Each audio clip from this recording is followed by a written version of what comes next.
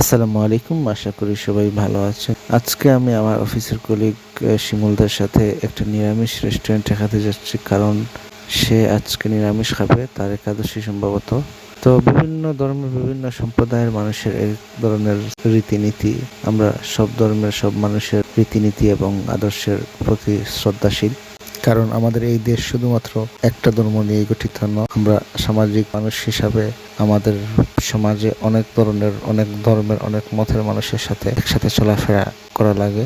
তো শিমুলদার সাথে আজকে আমি একটা রেস্টুরেন্ট বা হোটেলে খেতে যাচ্ছি।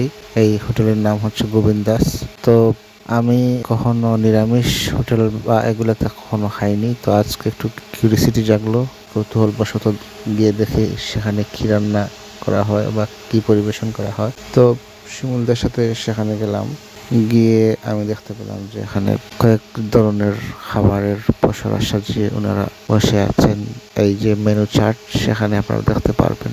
তো যেগুলো দেখলাম আসলে সেগুলা কয়েক ধরনের শস্য, যেগুলো আমরা খেয়ে থাকি, যেমন চাল, আটা, গম বা ডাল, এইসব ছাড়া রান্না করা, শুধুমাত্র সাগু দিয়েই। তো আমরা তো এগুলা খেয়ে অভ্যস্ত না। তো আমি দেখলাম যে আমি একমাত্র এখানে খেতে পারবো আলুর চপ। তো আমি আলুর চপটা নিলাম, আর শিমুলদা উনি সাগু বোনা নিলেন, তারা এটা খেয়ে অভ্যস্ত।